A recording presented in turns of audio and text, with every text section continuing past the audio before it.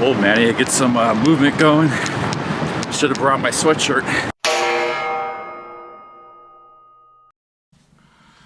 Hey, what's up, guys? Good morning.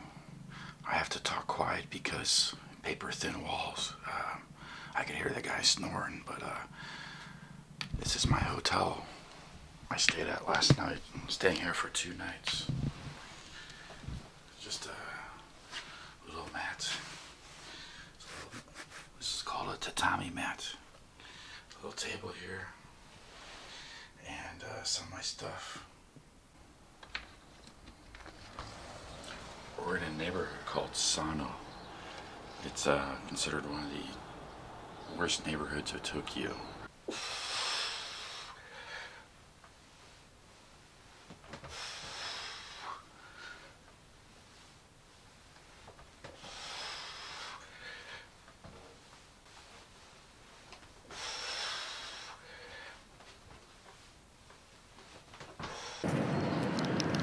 Alright guys, welcome to the Sanya neighborhood. A lot of these buildings here, they're all cheap rooms. You can see here.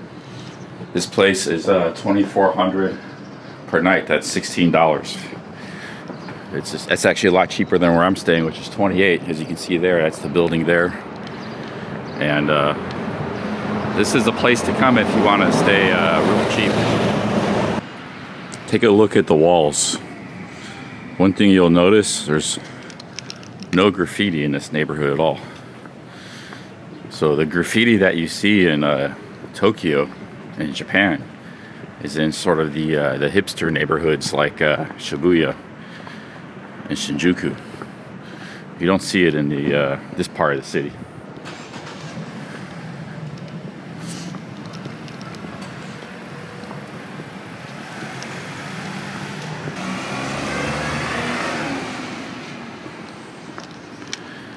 It's a cold, damp, wet morning.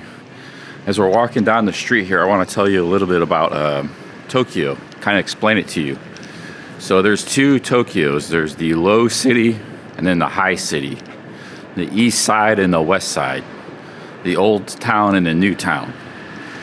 Now, we're in the old town now, the low city. It's called low city because it's low elevation. It's on the east side. There's a lot of rivers here. It's subjected to flooding. It's also the most historic part of Tokyo. Now, not much of historic Tokyo remains, even though it's been like the biggest city in the world, or one of the biggest for the past 500 years. Not much of it remains because Tokyo was rebuilt 4 or 5 times in the last 100 years.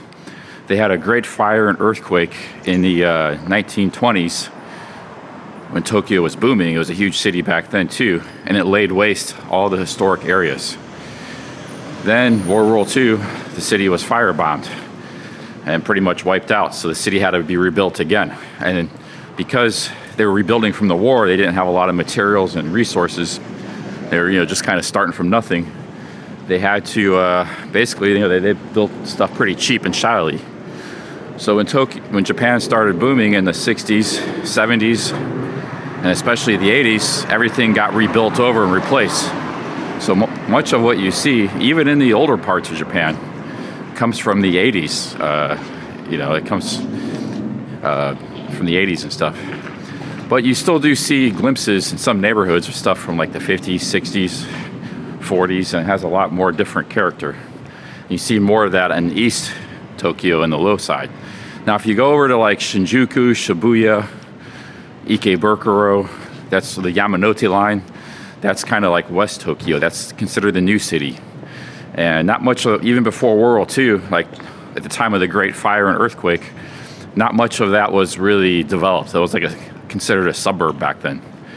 So as Tokyo just mushroomed into this giant city, 38 million people, biggest city in the world, no city even comes close. Delhi, I believe, is the second biggest city. As it turned into this giant city, places like Shinjuku and Shibuya became prominent because the train station serviced huge amounts of suburban passengers. But prior to that, this was Tokyo. It was like, the center of Tokyo too was Ginza. And I never really actually explored Ginza much all my time coming to Japan, but I'll have to do that maybe sometime, or at least before I leave. But you just have sort of humble neighborhoods like this.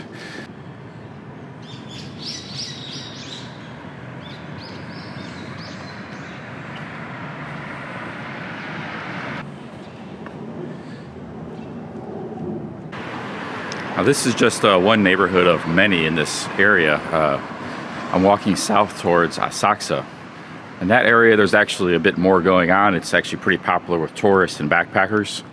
Asakusa is becoming sort of like the Khao San Road. If you know Bangkok, you got a lot of travelers on Khao San Road. Especially a lot of broke backpackers because they want to go in the cheapest hostels in the cheapest part of the city. Well, Asakusa is kind of like that for Tokyo. That's where you got a lot of hostels and stuff. Because if you go to Shibuya, which is also very popular for travelers, that's for like rich travelers. It's very expensive in Shibuya. I've never stayed in Shibuya. It was even expensive 10 years ago. And it's gotten even worse. So like a hostel in Shibuya is like $60 or something. But so the travelers come here and, it also has like an old character. Like it's the same thing with Bangkok. You got Sukhumvit, which is newer, and that's where a lot of big hotels, fancy hotels are. Then you have Khao San Road, which is like an ancient part of the city. Asakusa is the same way. It's a more ancient part of the city. That being said, you still have a lot of modern buildings. The power of the Japanese Tokyo construction market and building prowess, it's the greatest in the world. So even in the less desirable neighborhoods, they were still building great buildings.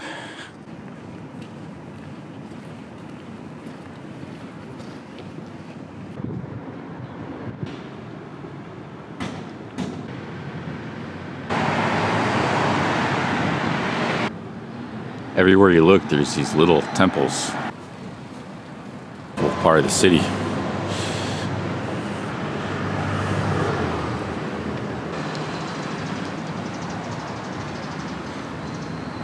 Enough history for the moment, guys. I need to find a coffee shop.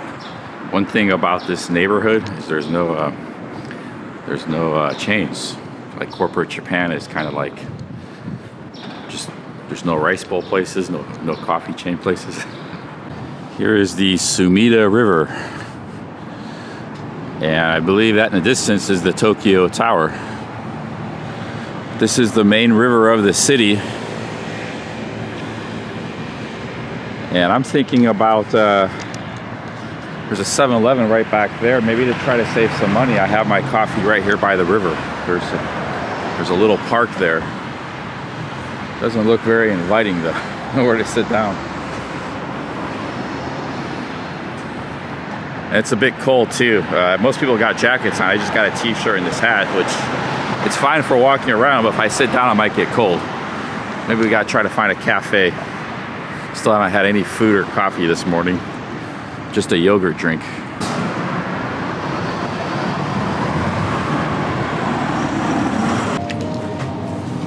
I get one of these, or like little mini baked pizzas. Egg on it too.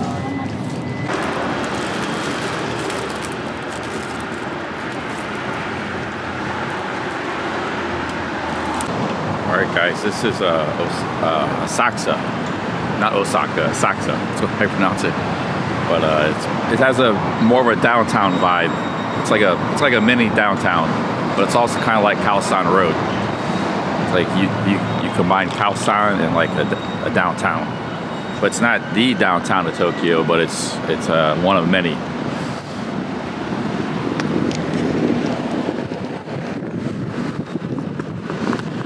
There's a great building across the street I want to show you guys real quick. And once again, we're at the Sumida River.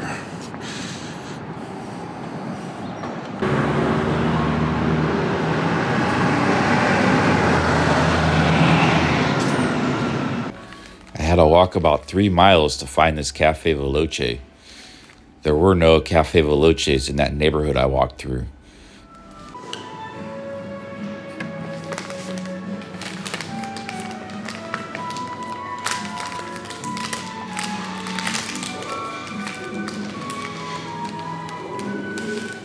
Instead of Snickers today, I bought 2 chocolate chip cookies from 7-Eleven. They were actually cheaper, $1 each. I covered a lot of ground this morning just to find some coffee. You can see that blue dot is where I'm currently at, not far from Ueno Station. And I walked all the way, if you follow my thumb, all the way to where that little arrow is. That's all through old Tokyo. There's not even any JR lines or even any subway lines near there. By the way, the walking has been going very good. I've been averaging about 6 miles per day and about 5 to 10 stair climbs a day.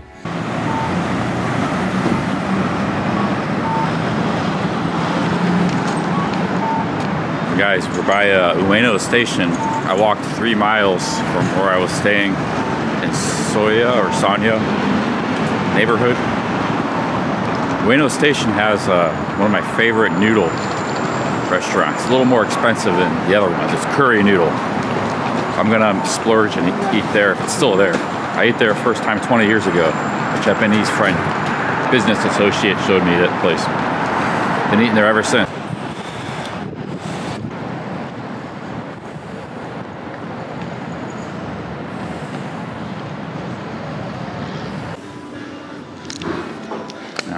Man, it's actually gone. It used to be right there, the curry noodles. Damn. That was an exchange shop right there too. 20 years I was eating there, curry noodles, man, it's gone. That was the best stuff, damn, dude. I guess nothing lasts forever, I guess.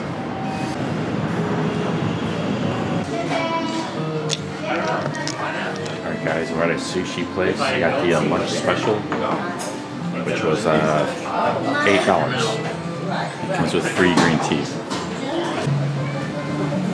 Thank you.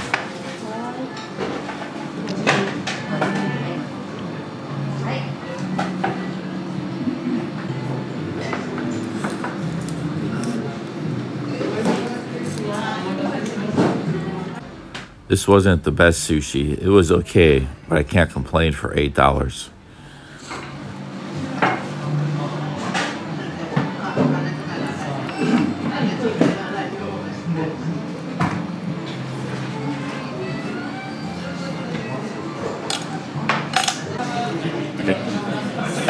Okay. Okay.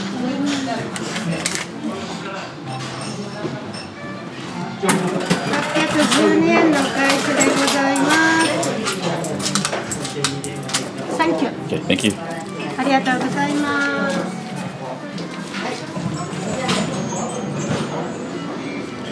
You can see here the price was $1,200 lunch special for the sushi, which is like $8. This is Ueno Station, another big station in Tokyo, but this is one of the smaller stations. I mean, not smaller, but older, I meant. See, it's a pretty old station. Whereas a lot of the other stations are quite a bit newer. Here's a very popular chain of bars. You can get for $3, a little over $3.30. You can get a half a pint of beer, a thing of gin and tonic, whiskey, whatever you want, man. Happy hours, even 30% off. Here we go, Suntory whiskey, $200 for a nice Suntory whiskey drink.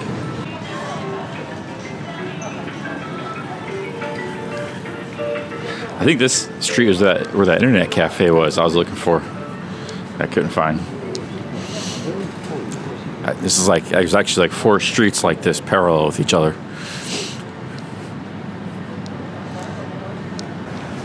Look at that, $1.70 for that beer. $1.70, and then you can get all these great snacks too with it. And Japan is really testing me. I'm getting a bad craving. Beer everywhere.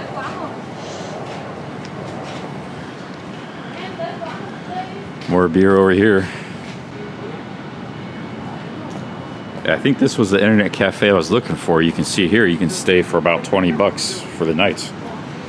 This actually wasn't too bad. I actually stayed here before.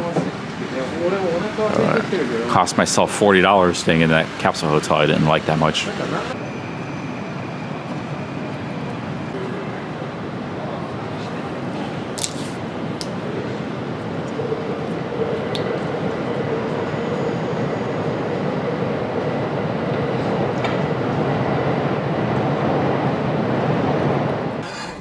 My third and last meal of the day. I'm getting some fried rice and gyoza.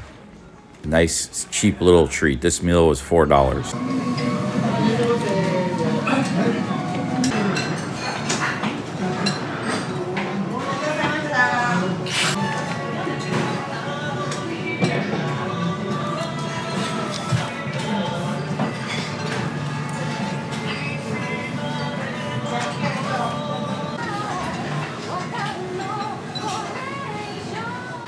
And back at the Cafe Veloce for another coffee.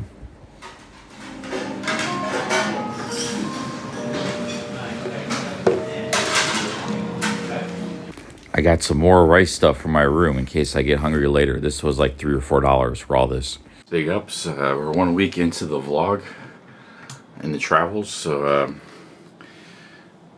not this video because I can't talk too much because I have to be quiet, but maybe next day or two I'm gonna make a video about how things are going, how much money I've spent, you know, and evaluate the situation, both for me and for the audience, so to let you guys know what's going on. I'll probably try to do that regularly, if this, you know, every 10 days or so, kind of like a update to the situation. But yeah, this room is not bad. I got it for 2 nights. I'm checking out tomorrow. It's my second night here, and it's very cheap, $28. There are even cheaper places that are similar. They're even under $20. So you can stay in Tokyo cheap if you want to stay in places like this. You know, if you can rough it a little bit. This isn't roughing it much. But the worst thing is you have to use the bathroom down the hall. I never like sharing the bathroom. but it's still, this is quite a bit better than a hostel, because at least you have your private room, you know. But yeah, there are definitely cheap options in Tokyo and Japan and stuff. I have to decide how long we're gonna stay, or when I'm gonna stay, if I'm gonna go. I do kind of like being here, but it's also a lot of times when I come here, I feel like 1 week's enough. You know, you get a bit of a rush being in Tokyo, one of the greatest city in the world, or at least top 2 or 3 with New York and maybe another one. You know, it's a really awesome city. I would say it's probably the best city in the world, along with New York. I give them a tie. But if you factor in affordability, maybe actually Tokyo is better, because Tokyo actually is a lot cheaper than New York. But you know, it can be a very impersonal, kind of a bit cold city, you know. But it is fun coming here for a week or so, and it might be time to move on. Now, I was thinking about going to the countryside, one, because even this place is sold out on the weekend, so sometimes there's just nowhere to stay on the weekend in Tokyo. It's just ridiculous. So that's not everything I don't really like, but I might go into the countryside, which I've never really done. Maybe, you know, maybe experience. The Japanese are nice people, but you know, big cities are just known in general around the world for being a little bit impersonal and cold. They sort of have to be that way because, you know, big cities are big cities. Maybe if we went out into some small towns or something, we would really see another side of Japan, you know. I'm thinking about doing that. I may or may not. I'm not sure. I have some plans, but I have to be tight-lipped about it. I might go to another country too. But I'll see you guys on the next one. Keep you guys posted. Daily vlogs are still going. Peace out. Big ups.